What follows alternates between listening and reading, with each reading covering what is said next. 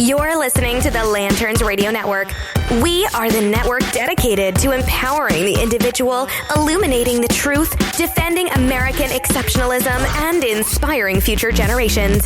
Stay connected and get involved at lanterns.buzz for great radio. Get commentary and news of the day. Lanterns.buzz.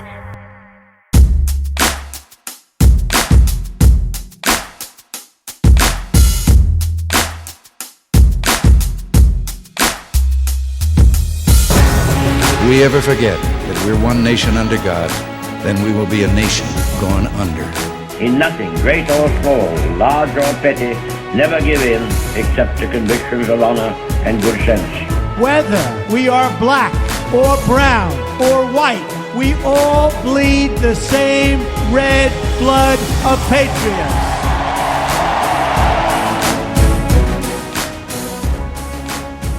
Well, hello everyone, welcome to it. This is the Blake Johnson program, and I am still, somehow, on the air.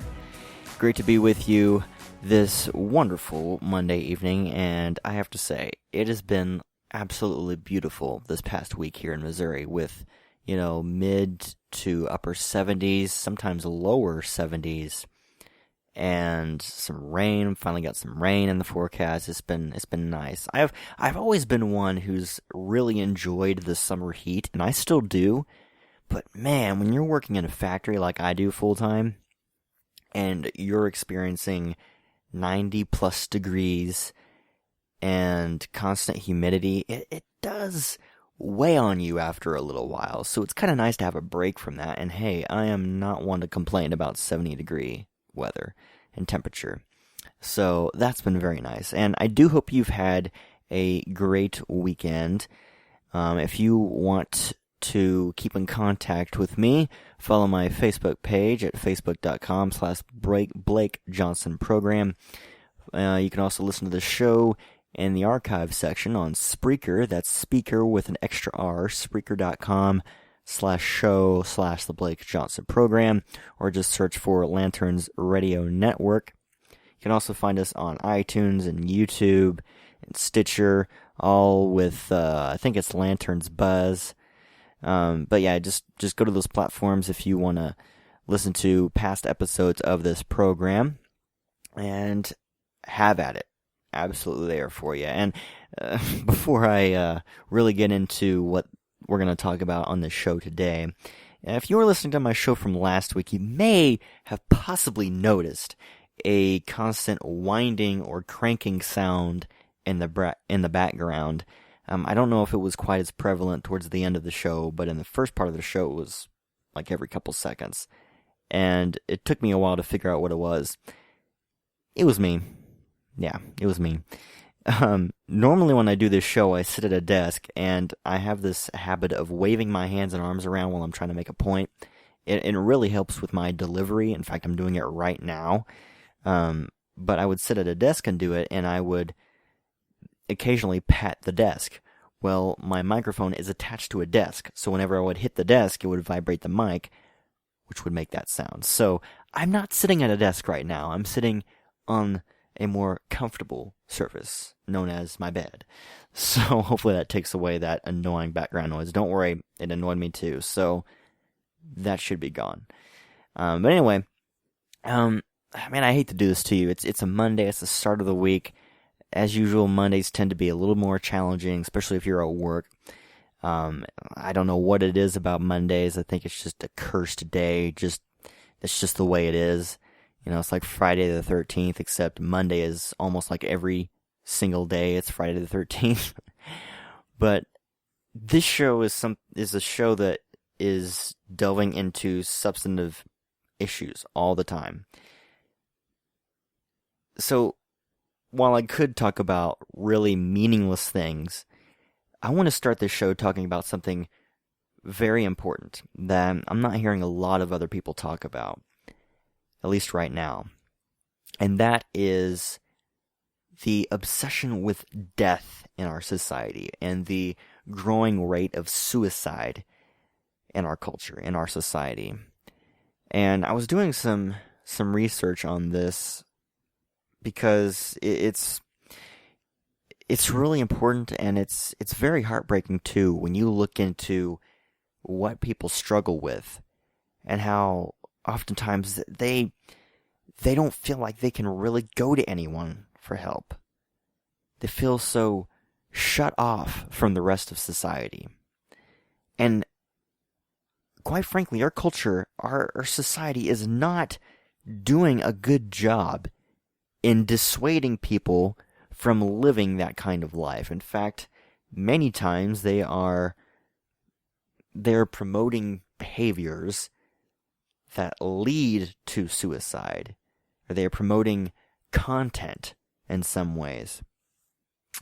I was doing, like I said, some research, and there's a show on Netflix. I don't know if you've watched it yet. I haven't seen it, and I'm not going to watch it.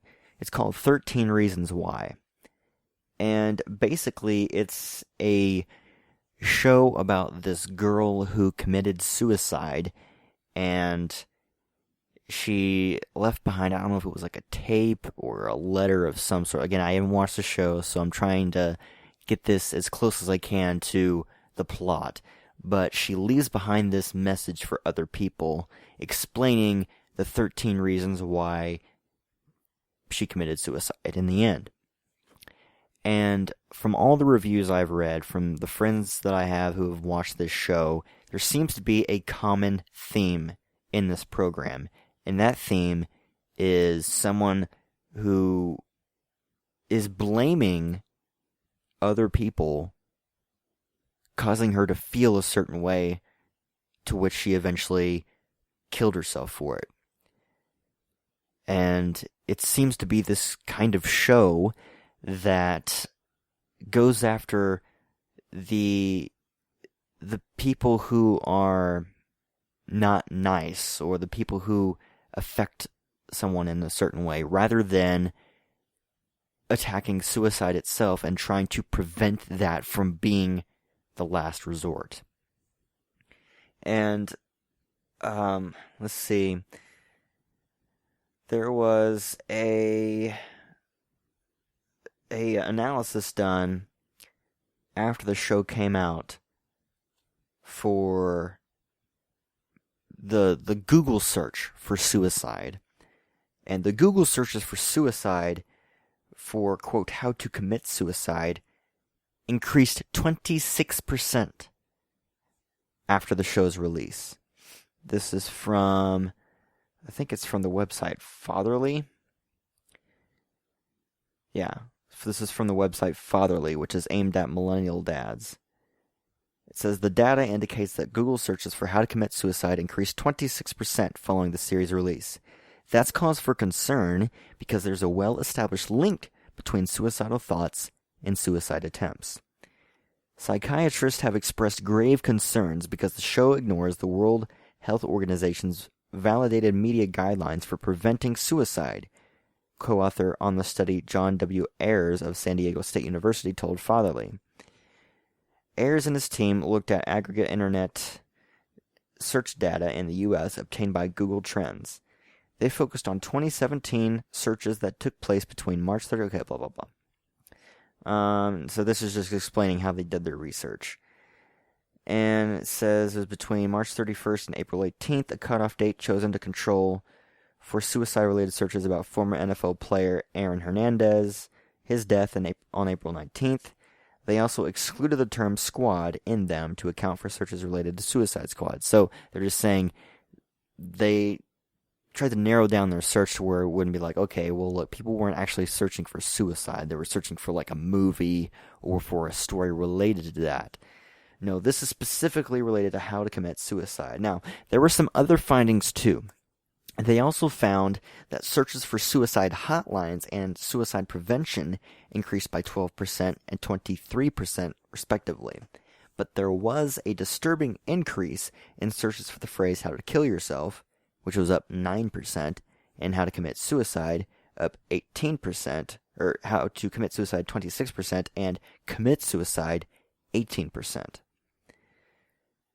And it goes on to talk about how the series has a TVMA rating, which means it's unsuitable for people under the age of 18. Netflix also added content warnings and concludes the show by offering information on suicide prevention resources, in addition to encouraging parents to watch the show with their teens. However, binge watching, particularly on Netflix, is not usually going to be done with a teen and their parent. Usually it's a teen or a young adult doing it in their own room. Okay? So, more than likely, especially a show like this, they're not going to watch it with their parents. Okay? That's just... They're just not going to do that. Now, when it comes to stories like these, I'm pretty hesitant when it comes to casting full blame on one particular thing. That's the kind of the way I am with violence. You know, people say, well, because you play violent video games, you're more apt to go kill someone. I don't think that's true. I think it plays a factor. Too much of it plays a factor, but I don't think it's the sole factor. Likewise with this. However, there is no denying that these things in media have a tremendous influence on our culture. A tremendous influence. To deny that is to deny reality itself. This is the world that we are living in. We're in a world now where if you have some sort of, a minor headache or something, here, take an aspirin. Or if you're feeling angry, if you're feeling alone, well, then you go into, eating a lot and just doing excessive behavior that you wouldn't normally do if you were sober-minded. But the point is, more and more people are embracing behaviors that are not good, that are not healthy. And I find too often in our society, we don't condemn that behavior. Recently, as you're probably aware, the lead singer of Linkin Park, Chester Bennington, committed suicide. This is a few weeks ago. And if you look at, it's just a really heartbreaking story. I cannot imagine the pain that he went through. Molested as a child, beaten, getting into drugs and alcohol and addiction at such a young age. I can't begin to imagine that feeling of being trapped, of having nowhere else to go, nowhere to turn to. And towards the end of his life, to most people, it seemed like he was at the top of his game. Physically, with his musical career, everything seemed to be headed in the right direction. In fact, shortly before his death, he paid tribute to, I believe, a friend of his, the former frontman of Soundgarden, Chris Cornell, who also committed suicide by hanging himself. And he said, referring to Cornell, "Your voice was joy and pain, anger and forgiveness, love and heartache, all wrapped up into one. I suppose that's what we all are. You helped me understand that." And towards the end of his life, he, posted exciting news about his upcoming album coming out and recording new songs and touring some more and all. It just seemed like things were going well, but something had to have snapped. Something wasn't right.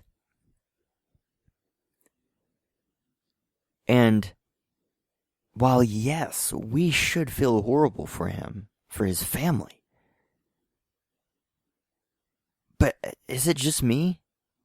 Am I the only one who thinks that we don't condemn suicide enough? That we don't, I'm not saying that if you feel this way that you're a horrible person, but I just mean getting involved in people's lives where they don't feel like they have to make that decision. Now, believe me, I am not casting blame on, people around him or people around those who feel that way. In the end, solely at them. I believe in the end, you are responsible for your own choices, pure and simple. So while yes, it is a heartbreaking story, absolutely, we should not be promoting this as, and I'm not saying that people are, saying, hey, this is a good thing. I'm just saying, whether it's medication or drugs or, excessive eating or, in some cases, suicide. I mean, did you hear about that story of the, I can't even remember her name, but she encouraged her boyfriend to kill himself, and he did. And I think she just got sentenced to 15 months in prison. I wish I had the story right in front of me, but there's a legal case to be made that, she legally can't be sentenced for that. But I'm looking at this story, this situation, I'm thinking, really? We don't have a law that punishes people who encourage others to kill themselves?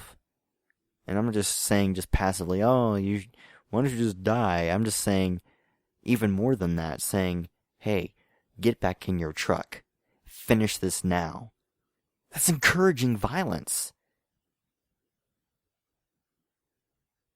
And I'm just looking at all these stories. They're wrapped up into one.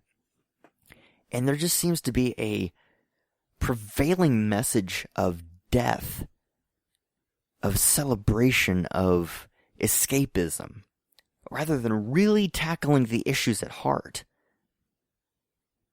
Instead of turning to God, faith, family, well, many times those people don't have a family or friends to turn to. Many times those people interacted with people of faith, Christians, and were stunned by their blatant hypocrisy, their blatant hatred, their claiming to believe a certain way, but living the exact opposite of that. Well, how do we, as people who really do believe it and really try to live it every day, how do we reach those people? It's tough. It's very tough. But in the end, like I said, choice matters. Your choice matters, and you are responsible for your own decisions. No, I'm not asking for some big government program to solve this. No law, no program, no amount of money can solve this. We have to get to the heart of the issue, of what's really causing this. Maybe it's just me, but I don't think so. If you have friends or someone who's just, they feel alone, they're struggling, and they don't have to be struggling with suicide or anything like that, but just reach out, be a friend to them. How often do we feel alone because of this social media culture? People are so obsessed with social media, they can't form any lasting connections, which plays a role into this kind of behavior. The loss of connection, the loss of reality, the feeling of something real. We've got to get back to reality instead of reality television. I'm going to take a break, come back on the Blake Johnson program. We've got so much more to talk about. Maybe even some entertainment news, politics, and everything else that we can jam into this just under an hour program. So stay tuned. Back in just a minute.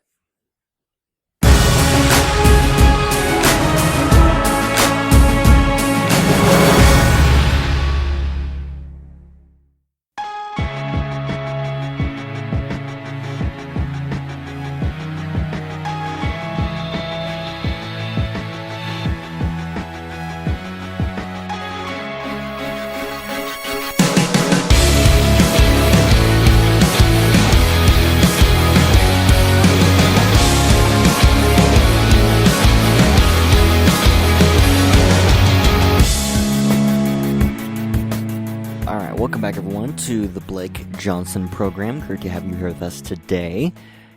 But let's go ahead and take a break from the real serious, deep topics going on right now. We're going to get right back into it after the break, after this next break. But man, I have been totally nerding out right now. Has anyone played the new Nintendo Switch game system that just came out? I know it just came out like a couple of months ago, but it looks really cool, I have to say. Here's the thing, I am a gamer, proud gamer. I don't play as much as I used to, but I still play a fair amount. And especially when you're doing what I do and you're constantly watching and listening to the news and talking about the news, sometimes you just need to detox from it all. And I don't think there's anything wrong with that. As long as it's in moderation, of course. But I am really excited about this Nintendo Switch console coming out. Basically what this is it's a system where you can plug it into your TV and play it like a regular game console. But you can also play it as like a tablet, like a portable gaming system, just you take on the go. And I think it's only just over 6 inches, the screen. So it's not a real big tablet. But it's sizable, and it has the same game experience and everything that you would play on a console into the palms of your hands. And I think on the sides are like 2 controllers, like two sides of a controller, and you can detach it from the pad, and you can play like 2-player on it, and you can just use it, use a controller, or you can use the pad itself. I mean, it's really, really interesting. And so far, I mean, the sales for the Switch have been amazing. Almost too amazing, as this guy on gamingbolt.com talks about. He posted this over the weekend, and he said that the Nintendo could outsell the PlayStation 4 if it would just get out of its own way.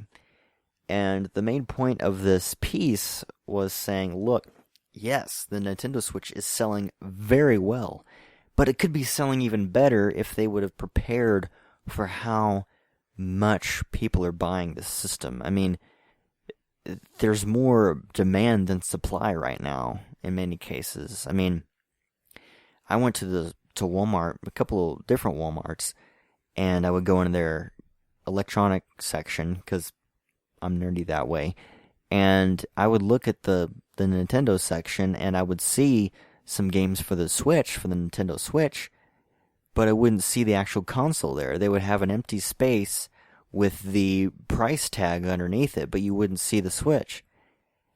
And apparently this is a very common thing going around, where many stores aren't carrying the Switch because they've already sold out, and Nintendo hasn't produced enough to meet the demand. And it's saying if they would just mass produce it, they could absolutely outsell the PS4, because that's the way these systems are going, quite frankly. They're going from straight up consoles to handheld systems, portable devices. I mean, I have a Kindle. I have like a 10-inch Kindle Fire, and I can play old Xbox games on it. I just downloaded the Lego Star Wars complete episodes 1 through 6 on it, and it plays just like the regular console game. It was only a couple dollars, and I downloaded the Knights of the Old Republic game from Star Wars for free on the Amazon App Store. And these are the ways to play it. You can play these systems, and it's just on the go. You don't have to be at your home anymore. So I'm hoping that they'll restock some of these, because my birthday's coming up in less than 2 months, and I'm really considering on getting one. But if I can't find one because it's out of stock, then that's obviously going to be quite an issue. But yeah, I mean, Nintendo is just, it's really interesting because one of the things that this guy makes a point of in his piece here on Gaming Bolt is Nintendo seems to be too much on the conservative side, playing it safe. Now, in many cases that's smart. You don't want to take too big of a risk. On the other hand, if you want to be the dominant force, you've got to take some risks. You've got to meet the demand. You've got to meet the changing times, the changing technology, if you really want to produce something that is going to have an immense impact. And I agree. I think this could outsell all the other systems that are out there. But you have to meet the demand. But anyway, that's just me.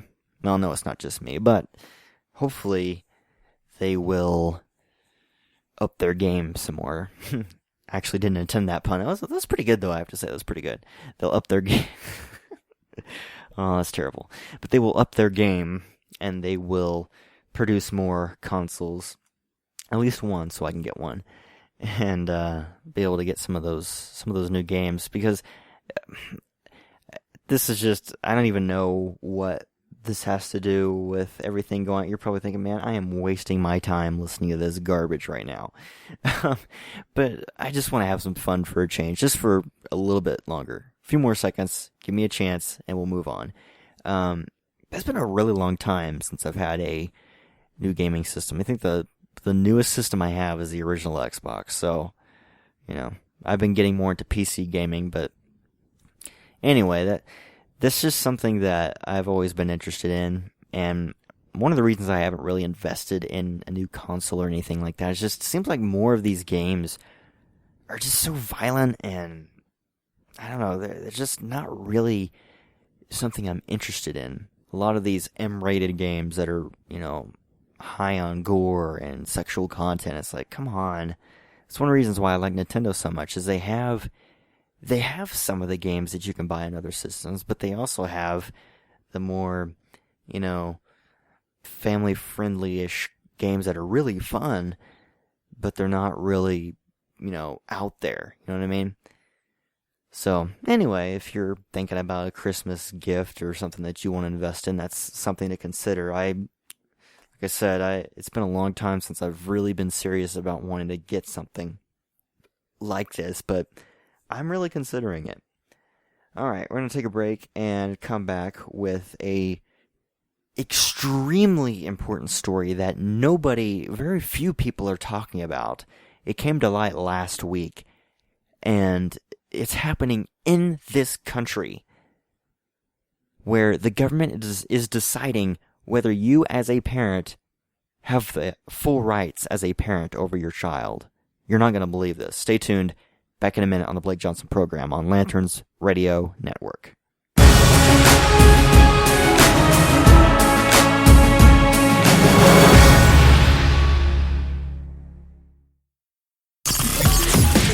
You're listening to the Lanterns Radio Network. We are the network dedicated to empowering the individual, illuminating the truth, defending American exceptionalism, and inspiring future generations.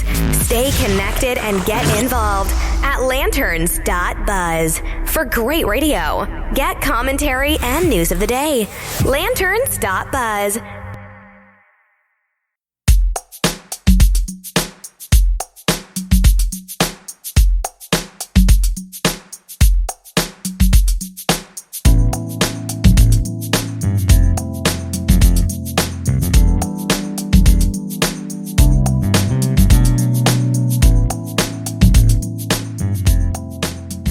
Okay, so I want to start this segment by playing an older clip from an actual promo that aired on MSNBC a couple of years ago from one of its former hosts, Melissa Harris Perry. I don't think she's a host on the network anymore, but I could be wrong. She could still be involved with the network somehow, but I'm pretty sure she's not. This was her talking about this idea of collectivism and this idea of, we gotta get this old notion of parents having some ownership of their children away. We've got to do away with that. No joke. This was an actual promo. I want you to listen to this, and then with that in mind, we're going to get into this really important story happening today. Listen. We have never invested as much in public education as we should have because we've always had kind of a private notion of children. Your kid is yours and totally your responsibility. We haven't had a very collective notion of these are our children. So part of it is we have to break through our kind of private idea that kids belong to their parents or kids belong to their families and recognize that kids belong to whole communities. Once it's everybody's responsibility and not just the households, then we start making better investments. So there you have it, ladies and gentlemen. A MSNBC host, someone who had people watching her, or at least a couple people watching her, saying that your kids aren't really yours, they're ours, they're the community. I mean, listen, that's insanity. Complete insanity. But, again, this is the nature of the left. Of the progressives on both the left and the right. She spoke specifically about education at one point. And education is a prime example of the government stepping in and being parent over your children. These cases of indoctrination, revisionism in history, and the teaching of evolution as fact, and your kids, your parents, there's some things that you know that your parents don't know. That's a quote from former Vice President Al Gore. These things and more show you the real goal of the left: to take the children, your children, out of your hands and teach them what they deem they need to know. Now, with that in mind, let me tell you about this latest story involving an Oregon couple. This is from Deseret News. This story really broke last week. An Oregon couple lost custody of their 2 young children after the state decided that they were not mentally capable of raising the children, the Portland Oregonian reports. The father of the children, Eric Ziegler, does not work and receives Social Security disability support for mental disability. He is estimated to have an IQ of 66, with 90 to 110 being average. The mother, Amy Fabrini, did not know she was pregnant with the older of the 2 boys until she was in advanced labor, mistaking her discomfort for a kidney condition. The child was born at home. According to court documents, Fabrini tested at a 72 IQ. Yet plenty of people have vouched for the parenting potential of both parents, including a state legislator, though Fabrini's father has argued against the couple, saying Fabrini, quote, doesn't have the instincts to be a mother, end quote. No evidence of abuse or neglect has been found. Keep that in mind. No evidence of abuse of the children by the parents or neglect of the children by the parents has been found. None. This is all based purely on IQ. It continues. The state child welfare agency cited limited cognitive abilities that interfere with their ability to safely parent the child when they put the children in foster care and subsequently decided to make them available for adoption. Barring low IQ parents from having or raising children has a controversial history, reaching back to the eugenics movement early in the 20th century. This is amazing history, ladies and gentlemen. Take hold of this. The most famous expression of this came in the words of Supreme Court Justice Oliver Wendell Holmes, who, in 1927, so not even 100 years ago, wrote in a decision approving the forced sterilization of a feeble-minded woman. This is what he said: 3 generations of imbeciles is enough. Now, while you're not necessarily hearing those exact words from Supreme Court justices today, this happened less than a century ago. Isn't that amazing? Still quoting from Deseret News, since that time the pendulum has swung back, sometimes wavering, but never tipping back to the extreme eugenics position. In a 2012 NPR interview, Ella Callow, a lawyer who assists disabled parents, said that terminating parental rights based purely on IQ with no evidence or neglect is not uncommon. She says, quote, those are the most troubling types of cases because the people making the decisions often are not terribly well versed in parenting with a disability. They don't know, for example, that we have 20 years of research that shows that IQ is not predictive of parenting capacity in and of itself. And yet, IQ testing is heavily relied on, quite frequently, to justify removals. So in other words, this whole notion of an IQ determining how smart you are is bogus. It's not scientific. It's not fact. You could take any sort of computer test and miss a couple questions or miss a certain amount of questions and it'll tell you, well, you're not really that smart here. But that doesn't mean anything. It's a computer. This woman says here, we have 2 decades of research that shows IQ level doesn't determine parental capacity.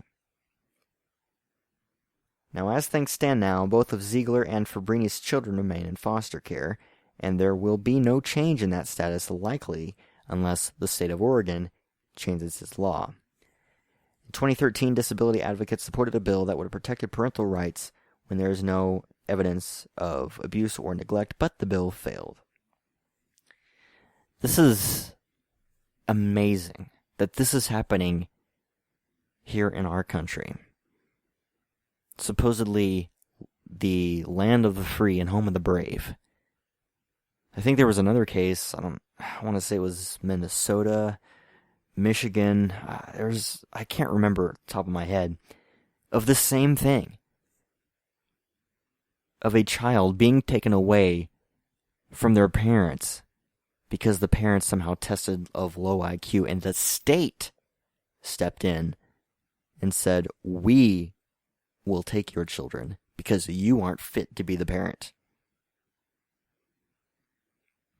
We just dealt with the case of Charlie Gard, an almost a year-old baby from England who died a couple of weeks ago because the hospital decided we know better than the parent. The parent doesn't have a right to take their child to another country for treatment. The baby deserves to die with dignity because we have decided that. And because the state did that, because of socialized medicine and socialism and big government, this is what you get. And then the very week after that happens, we hear about this. And this has been going on for a while now, this particular case. Amy Fabrini was on the Glenn Beck program last week. I want to say it was Wednesday or Thursday. And she talked about this. I listened to it. I go back to the podcast and listen to it. It's amazing. And she doesn't sound like an idiot at all. There is a case to be made, from what I have read and studied, that the father isn't exactly the best example of a father, but that isn't necessarily because of the IQ level. But you have multiple witnesses, people, friends of the family, who said, no, there's nothing wrong here. There's no problem with this woman. No problem with the parent. But the state deems otherwise, and therefore the state has the final say. This is madness, ladies and gentlemen, absolute madness. When this can happen in America, we are no longer free. As Glenn Riley said, Amy's plight is our plight. What the government is doing to her children, they are ultimately doing to all of our children. You want to talk about our children, Melissa Harris Perry? Talk about this. The government stepping in and taking a child away from the parent, even though there is no evidence of neglect or abuse. And you want to talk about our children. This is socialism, Marxism through and through. We all know where this ends. We know where this ends. We have seen it, not just in decades past, but in the world today. I talked to you about Venezuela last week, and how people are without food and basic medicine and supplies. Look at Canada and their healthcare system. People can't go see a doctor for 6 to 8 months to a year, and they're dying because they can't get to a doctor because of this form of healthcare, socialized medicine. The government deciding who's worth saving and who's not.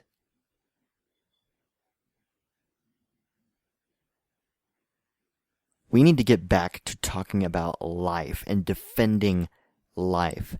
All lives matter.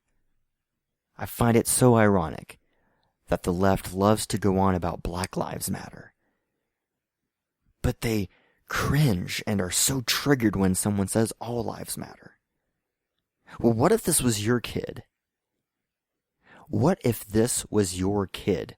Hey, let's play with a crazy theory here. Let's play along and say that Donald Trump becomes so powerful and dictatorial that he decides because you're a liberal, you're not fit to be a parent, and decides to take your children away. Do you stand up then? Oh, you better believe it. But when it's not your child, or when it's not your party or president, well, I mean, we can't step in now. Because the state knows best. It goes to show that this party that calls itself the Democrat Party, this movement which calls itself the Progressive Movement, which has infected both parties, is not only anti-science, but anti-humane. We'll be right back on the Blake Johnson program. More madness to get into coming up next. Be right back.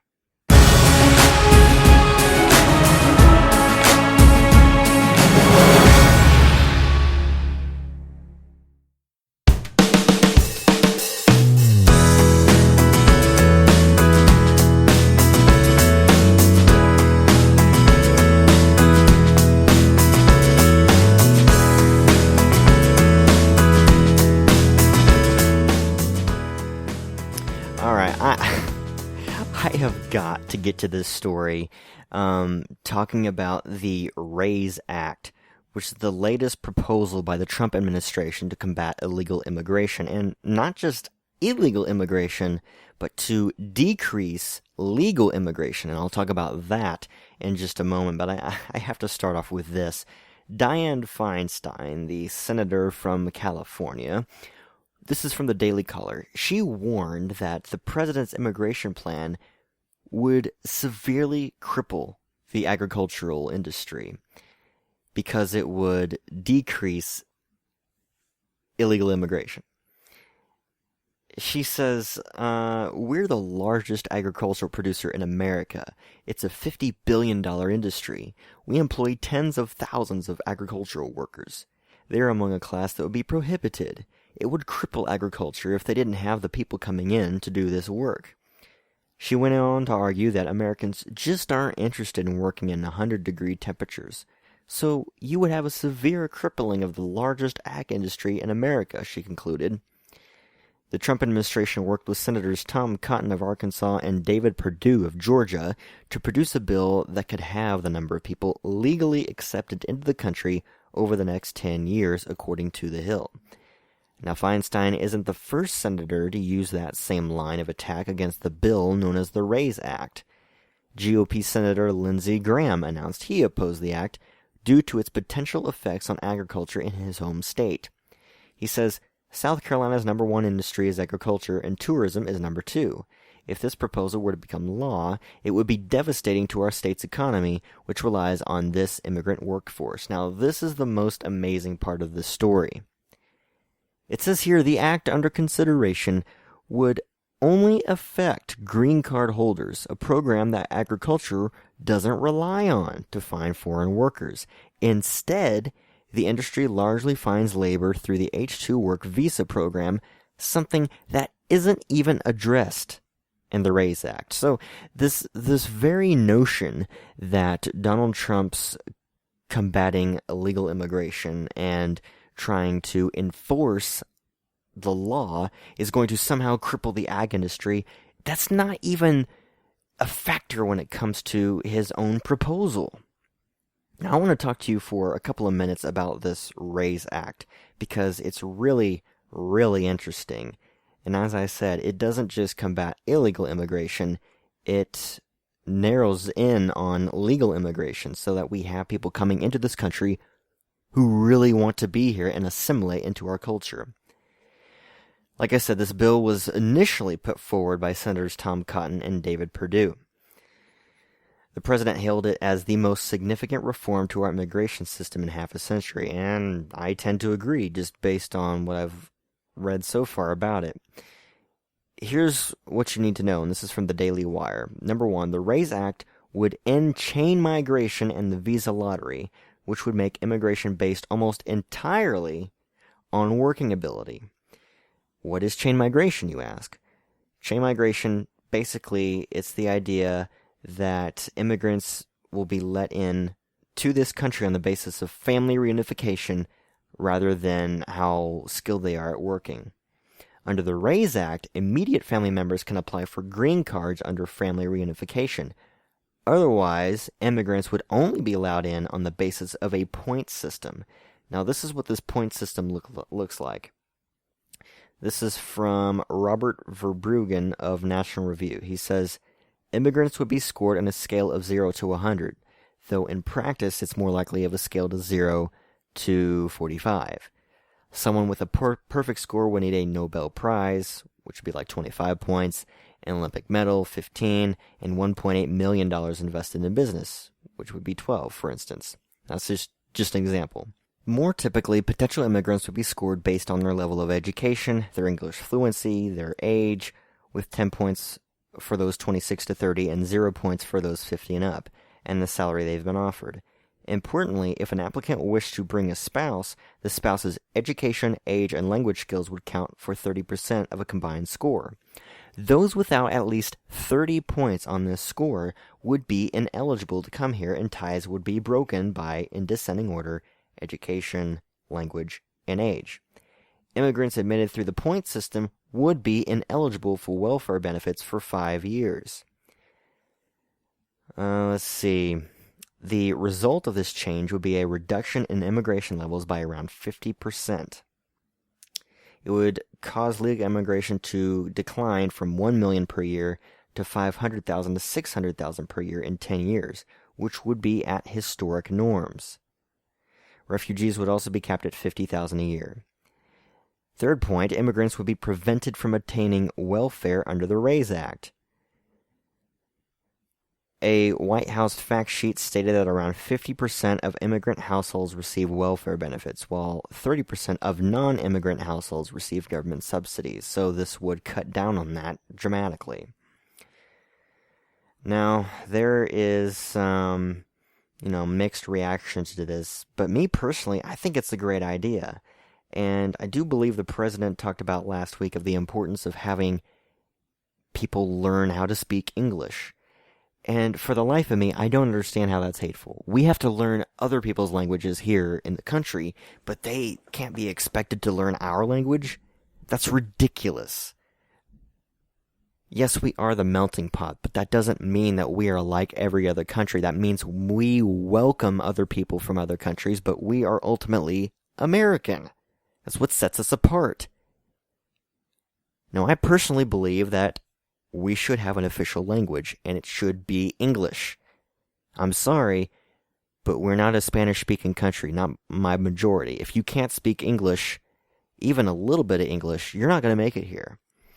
But back to this whole point that Einstein, she's definitely not an Einstein, but Feinstein bashing Trump over this plan, saying that it would damage the agriculture industry. Do you understand what that's saying?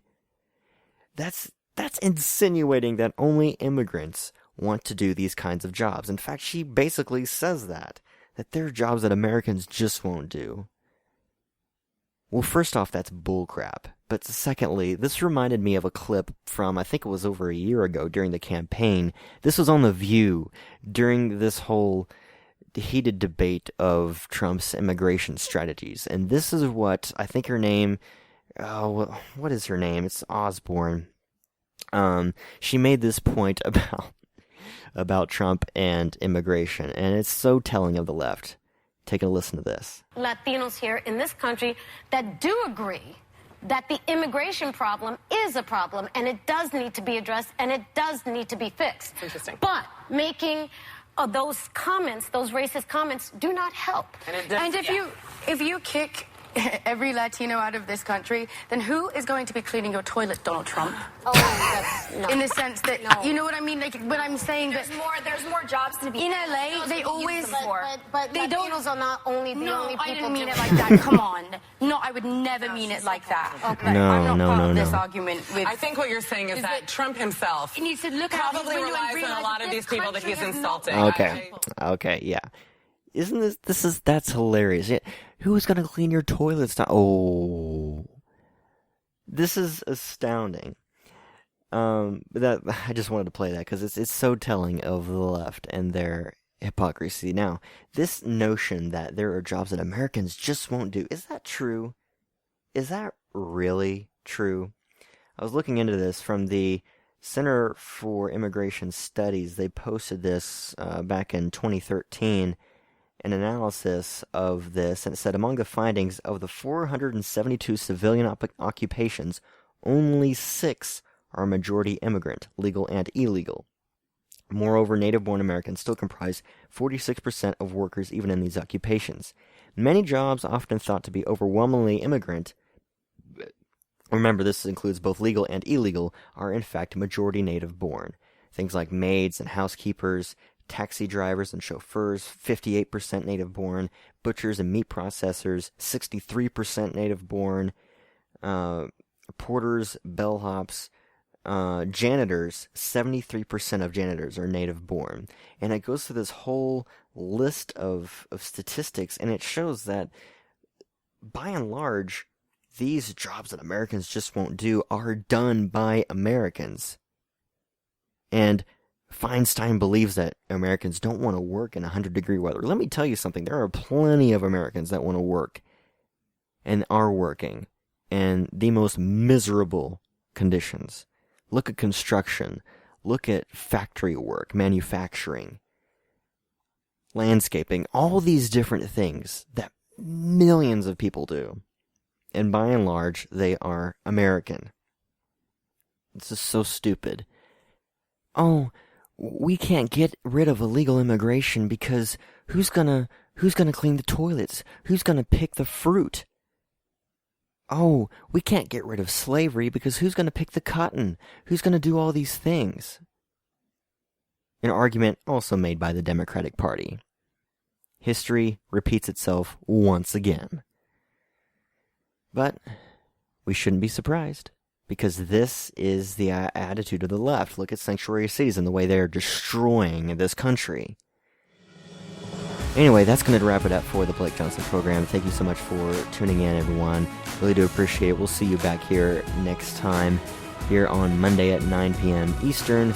Check it out on Spreaker.com and Lanterns.buzz, iTunes, and YouTube. We'll see you next week, everyone. Take care. Have a great rest of your week, and God bless.